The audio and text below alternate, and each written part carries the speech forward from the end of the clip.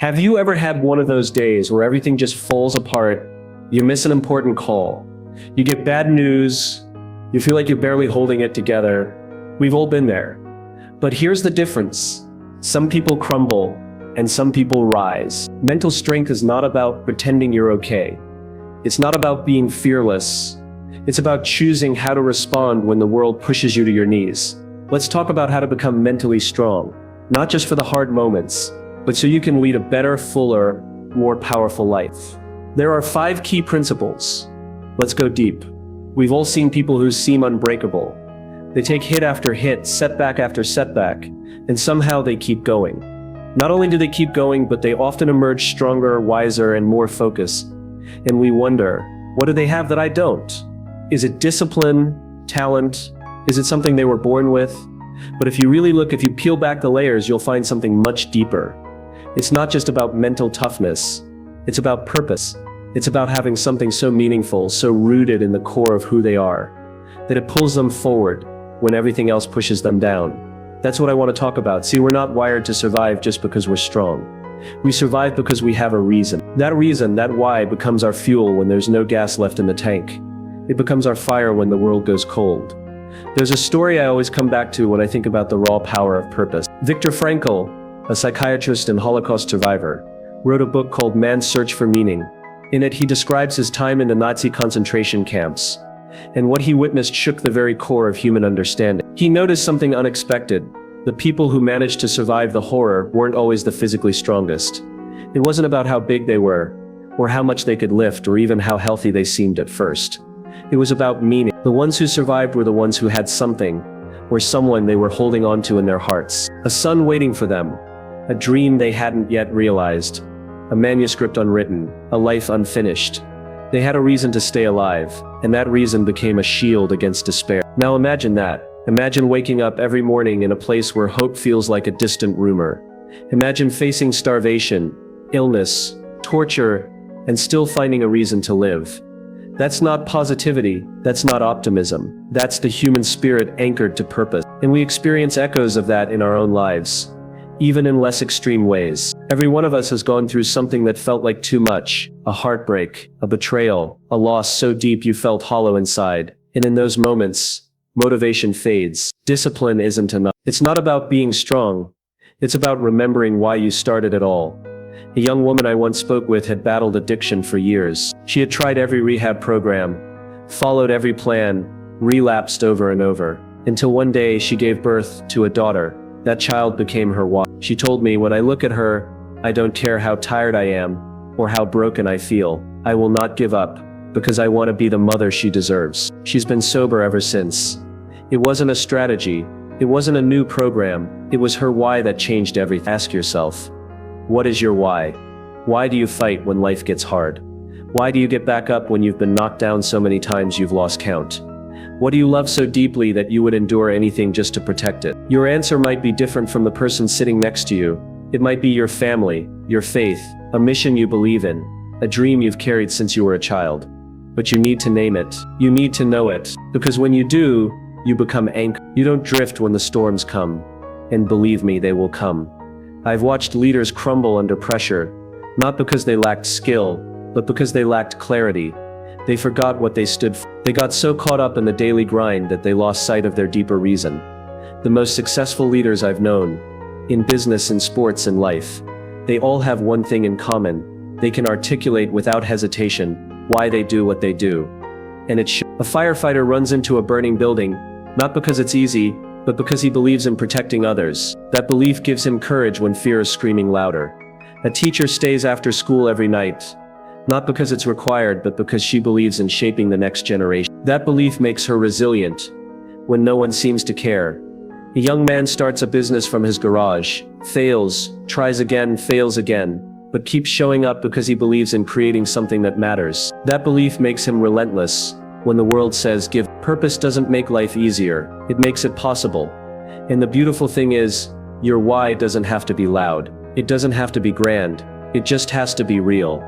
It has to be yours. Maybe it's the memory of a parent who sacrificed everything to give you a better life. Maybe it's a promise you made to your younger self that you refuse to break. Maybe it's the simple but powerful idea that you want to leave this world a little better than you found it.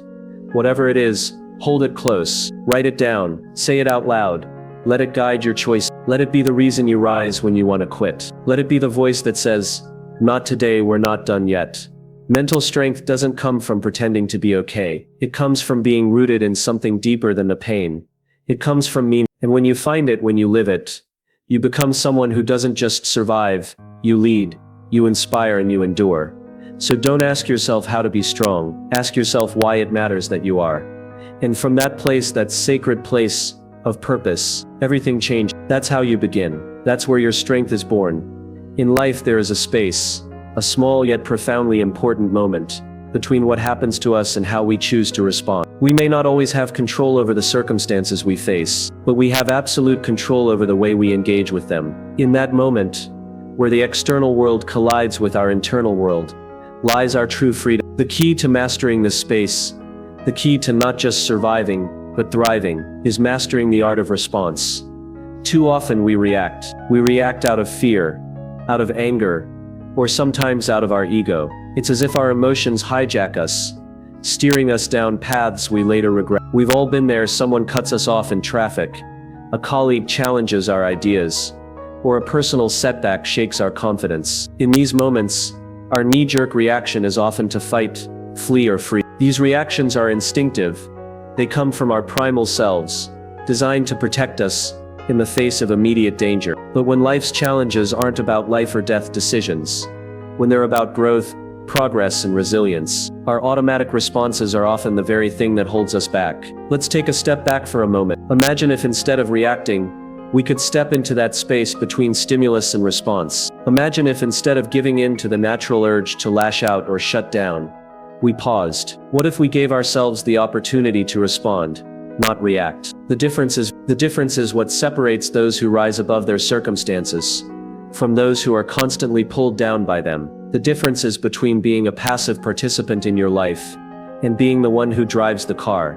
Consider the story of David Goggins. His journey is one of relentless perseverance, an unwavering belief in the power of response over reaction. Goggins, a Navy SEAL, failed SEAL training not once, not twice, but 3 times before he eventually made it. 3 times, he faced what seemed like insurmountable failure. He was once 300 pounds, struggling with obesity, facing deep emotional scars from a life filled with racism, poverty, and learning disabilities. On paper, he seemed like the least likely candidate to become one of the most mentally strong individuals on the planet. But Goggins understood something that changed everything. He couldn't always control what happened to him, but he could always control how he responded. And that realization was the key that unlocked his freedom. What Goggins learned, and what many of us struggle to remember, is that how we respond to life's challenges is far more important than the challenges themselves. When we respond thoughtfully, with intention and clarity, we take back control. When we stop reacting with fear, anger, or ego, and instead respond with purpose, we create space for growth, learning, and transformation. This space is where true freedom lies, where we are no longer slaves to our circumstances, but masters of our own fate. The idea of response is not about suppressing emotions or pretending that life doesn't hurt. It's about recognizing that while we may not control the events around us, we do control the way we process them. We can choose to be governed by our emotions, to let them dictate our actions, or we can take a step back, breathe, and decide how we want to engage. That decision, the decision to choose our response, is where power lies. When we react out of fear or anger, we allow our emotions to take the wheel. But when we respond with clarity and control, we remain in the driver's seat. This is how we become unshakable. This is how we turn challenges into stepping stones instead of obstacles. This is how we build mental fortitude, the kind that allows us to endure hardship, push through adversity, and emerge stronger on the other side. The power of response is available to everyone. It's not reserved for Navy SEALs or extraordinary individuals. It's a skill, a practice that anyone can cultivate. It's about being present in the moment, about not letting life's pressures dictate our actions. It's about stepping into that space and choosing to respond with intention, rather than react out of impulse. Think about the moments in your life when you felt overwhelmed or frustrated. How many times have you wished you could go back and respond differently? How many times have you regretted reacting too quickly, letting emotions cloud your judgment? But here's the beauty of it.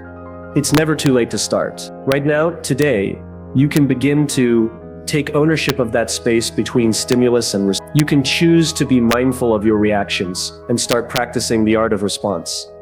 What's incredible is that when you master the art of response, you no longer feel at the mercy of the world around you. You become a force in your own life. You stop being the victim of your circumstances and start becoming the hero of your own story. You realize that you don't have to wait for things to change before you change. You don't have to wait for your circumstances to improve before you start living the life you want. You have the power at every moment to choose how you engage with the world.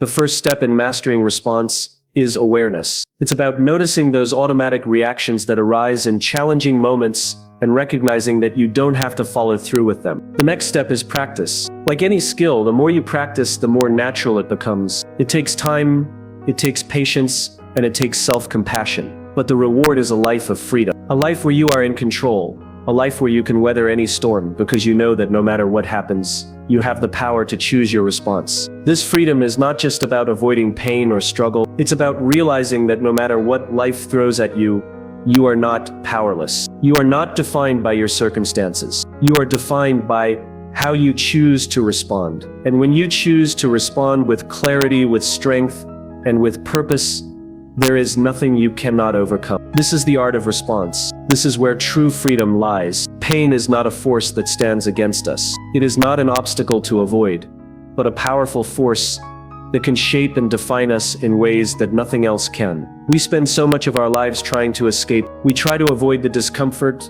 the heartache, the struggle. But what if, instead of running from pain, we turn toward it? What if we saw it not as a sign of defeat, but as an invitation to become something greater?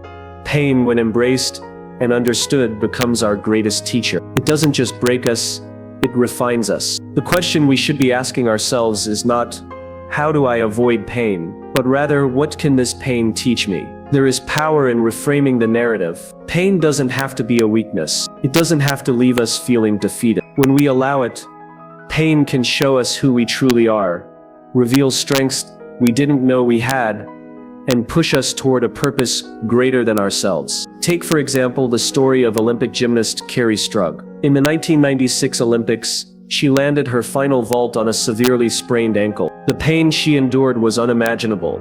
And yet, in that moment, she did not just compete, she soared. She won the gold for her team, and in doing so, taught the world a lesson that will resonate for generations to come. Her strength, her resilience, her refusal to let pain dictate her future.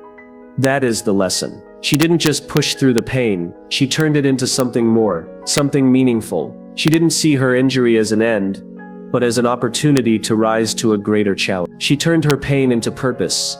Mental strength, the kind of strength that we often admire from the outside, isn't built during the easy times. It's forged in the furnace of resistance. It's built during moments of heartbreak, failure, and loss. The victories that we see others achieve, the moments that seem to shine with glory and grace, they are the culmination of countless hours spent fighting through adversity. There is no greatness without struggle.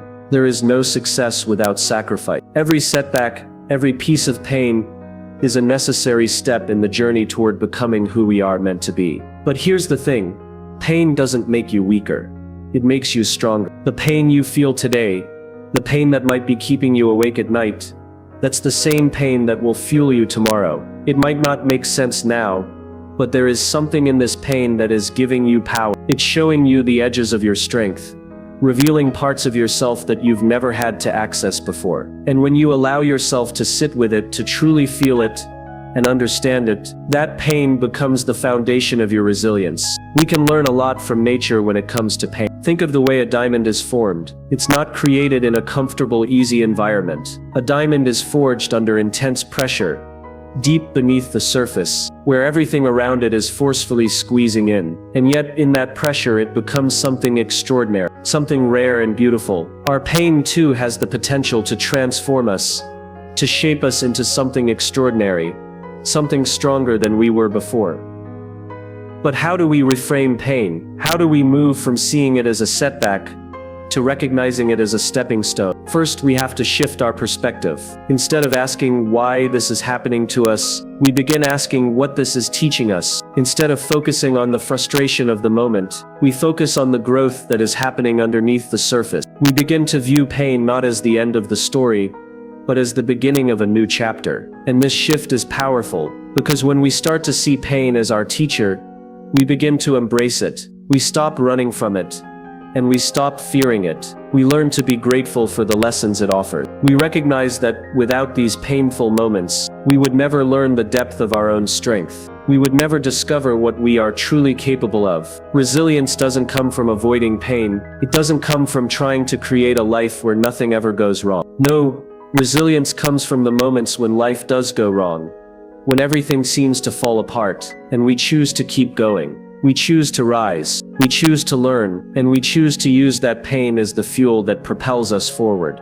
It's not always easy. There will be days when the pain feels overwhelming, days when it seems like everything is working against us. But those are the days when we have the greatest opportunity to grow. Those are the days when our resilience is being built, when we are learning how strong we can really be. And let's not forget that pain isn't just something that happens to us individually. It's something we all experience. Every single person you meet, every person you admire, every person you see succeeding, they have their own battles. They have their own struggle. But what separates the ones who rise from the ones who fall is not the absence of pain. It's the ability to transform that pain into something greater. It's the decision to use pain as the catalyst for change. So when you face your next challenge, when you feel the weight of the world pressing down on you, remember this: pain is not your enemy, it's your teacher. It's showing you your capacity for growth. It's teaching you how to push past your limits. It's molding you into the person you are becoming. And when you choose to reframe your pain, when you choose to see it not as a punishment, but as an opportunity, you unlock a power within yourself that nothing else can touch. You become unstoppable. You become resilient. You become the person you were always meant to be. There's a misconception we often hold on to about what it means to be strong. Strength is not about doing everything for everyone. It's not about enduring endless tasks, pressures, and responsibilities until you're running on empty. Strength is not just about pushing through. It's about discerning when to stop, when to protect yourself, and when to set a boundary. We live in a world that constantly tells us to go further, push harder, and take on more. It's as if the measure of our worth is determined by how much we can do, how much we can give, and how much we can sacrifice. We say yes because we want to be helpful. We want to be there for others. But somewhere along the way we lose ourselves in that pursuit. And that is where we begin to falter. Not because we weren't capable, but because we didn't protect our own capacity. You see, mental strength isn't about being able to carry the weight of the world on your shoulders. It's about knowing when to say no, when to pull back, when to protect your time, your energy, and your peace. It's about knowing where your limits are, and being okay with that. In fact, it is in knowing and respecting your limits that you find true strength. Mental strength is not defined by how much we can endure. It's about the wisdom to say no when needed. It's the courage to recognize that your well-being is not negotiable. No matter how much someone might want something from you, it takes strength to stand firm in your decisions, to prioritize yourself, even when that means disappointing others. We often think that saying no is an act of weakness, but in reality it's the most powerful thing you can do for yourself and the world around you. Brené Brown, a woman whose insights on vulnerability and strength resonate deeply with so many, once said, "Daring to set boundaries is about having the courage to love ourselves, even when we risk disappointing others." And that's the heart of loving yourself, means not sacrificing your well-being for the sake of everyone else's expectations. Loving yourself means giving yourself the permission to say no, to say this is too much for me right now, and to put your needs at the forefront. The world around us often sends the message that mental strength is about pushing harder, doing more, being more. But what if strength wasn't about that at all? What if it was about learning to guard your time, your energy? What if it was about creating space for what truly matters, and being ruthless in protecting that space? It's easy to believe that saying yes to every request, every demand, every opportunity is a sign of strength. But in reality, the strongest people I know are the ones who have learned the art of saying no. They have learned that mental strength is not about keeping busy, but about staying intentional. It's about choosing the things that align with your values and protecting your capacity to engage with those things in a meaningful way. Think about it for a moment. When you say yes to everything, what happens? Your time gets divided into so many different directions that you can't give any of them your full attention. You end up overwhelmed, stressed, and often unfulfilled. You lose sight of what's important. You're so busy trying to meet everyone else's needs that you forget about your own. But when you say no, you create space for the things that truly matter. You make room for the people and the projects that fuel you, that align with your purpose and that bring you joy. When you set boundaries, you stop allowing external demands to dictate your life. You start living with intention, choosing where you focus your energy and with whom you spend your time. And that, my friends, is when you begin to tap into your true power. You cannot pour from an empty cup. That's not just a catchy phrase, it's the truth. When you give and give without setting boundaries, without filling yourself up first, you eventually run out of fuel. You become depleted. And when you're running on empty, you can't give your best to anyone, especially not to the people who matter most to you. Mentally strong people understand this truth. They know that they are responsible for filling their own cup, and they make it a priority. They protect their time, their energy, their mental health, and they surround themselves with people who replenish them, not drain them. They know that the people you allow into your life shape the energy you bring into the world. So they're discerning about who they spend time with and what they allow into their environment. Setting boundaries isn't just about protecting yourself, it's about protecting the world around you. Because when you're strong, when you're centered, when you're energized, you show up differently. You bring your best to everything you do. You can give with generosity because you've taken the time to fill yourself up first. And that's where the real power lies. When you're whole, when you're at your best, and when you're able to give freely because you've established the boundaries necessary to keep yourself strong.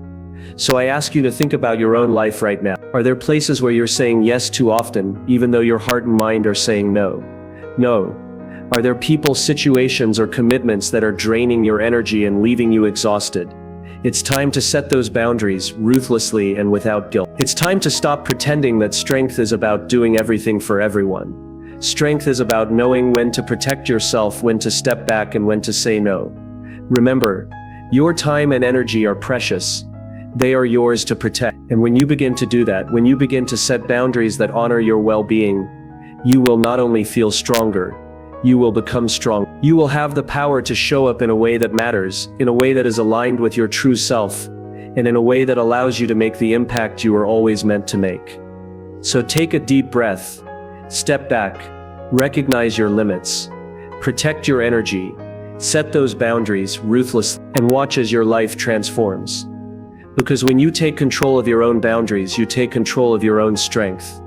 We live in a world where the pursuit of perfection often dominates our life. We see it in the glossy images on social media, in the flawless presentations at work, in the way people seem to have it all together. There's an unspoken pressure to always be at our best, to be the version of ourselves that is polished, perfect, and unyielding. But what if I told you that this pursuit of perfection is not what truly makes us strong? What if instead of perfection, the real key to strength lies in simply choosing progress over perfection? Think about it for a moment. How often do we freeze, paralyzed by the fear of failure? How often do we tell ourselves that we're not good enough yet, that we need to wait for the perfect moment, the perfect plan, or the perfect set of circumstances before we take the leap? We think that if we can just wait long enough, if we can just be perfect enough, then we'll. But here's the truth. Perfection doesn't exist, and in its absence, progress is what matters most. The problem with perfection is that it sets an impossible standard. Perfection doesn't leave room for mistakes, for learning, or for growth. It tells us that we have to get everything right from the start, which, let's be honest, is a fantasy. In reality, the road to success is filled with bumps, twists, and turns. It's messy, it's uncertain, it's uncomfortable, and it's in that mess, in that uncertainty, that we find the strength to keep going. I want to share with you a powerful example. J.K. Rowling, the author of the Harry Potter series, faced countless rejections before her first book was published. In fact, she was turned down by 12 different publishers. Can you imagine? The woman who went on to become one of the most successful authors in history, was rejected over and over again. But she didn't give up. She didn't wait for the perfect moment or the perfect manuscript. She kept going. And eventually she found the right publisher, who saw the magic in her words. Her success didn't come from perfection. It came from her willingness to keep moving forward, even when the road was uncertain and fraught with rejection. And it's not just authors who face this struggle. Think of Oprah Winfrey. The media mogul we all know today was once fired from her first TV job. Can you imagine? Oprah Winfrey, fired from television. It's almost hard to believe, but it happened. And in the moment it must have felt like a devastating blow. But Oprah didn't let that rejection define her. She didn't let it stop her. Instead, she kept moving forward. She chose progress over perfection. And today, Oprah is one of the most influential figures in media. Her journey to success was not a straight line, and it certainly wasn't perfect, but it was built on the foundation of resilience, perseverance, and progress. These examples remind us of a fundamental truth. Success is not about being perfect. It's about being willing to take the next step, even when we don't know where it will lead. It's about showing up, even when we feel unsure. It's about continuing to move forward, even when the path is unclear and the future is uncertain. The key to mental strength isn't having all the answers or getting everything right. It's having the courage to take action in spite of the fear, in spite of the doubts, and in spite of the imperfections.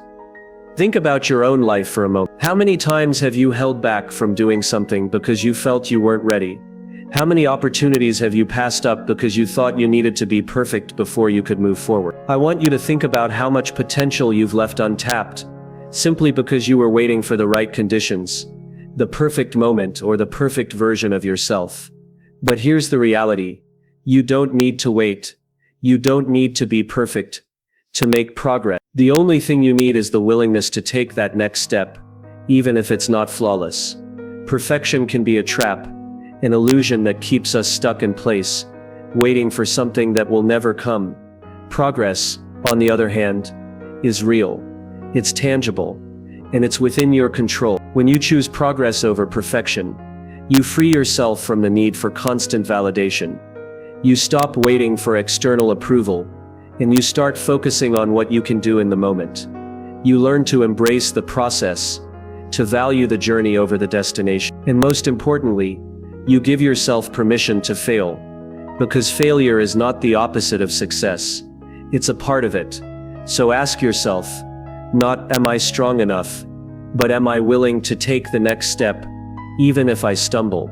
Because that's where true strength lies. It lies in the willingness to keep going, even when things don't go as planned. It lies in the courage to show up, even when you feel unprepared. It lies in the determination to move forward, one step at a time, even when the future is unclear. You have everything you need to be strong. You have the resilience, the drive, and the capacity to keep moving forward. The question is, will you choose progress over perfection? Will you choose to show up, even when you don't have all the answers? Will you choose to keep going, even when the road is uncertain and the path is messy? Remember, the journey to success is not about perfection. It's about progress. And every step you take, no matter how small, brings you closer to where you want to be. So don't wait for the perfect moment. Don't wait for everything to align. Take the next step right now and keep moving forward, no matter what, because that's what makes you strong. Mental strength isn't about being bulletproof. It's about being brave enough to break and still rebuild. It's knowing your why, responding with intention, turning pain into purpose, drawing lines that protect your peace, and choosing progress again and again. You don't have to be extraordinary to be mentally strong. You just have to decide that you are not done yet. Because strength isn't something you're born with. It's something you build, one choice at a time.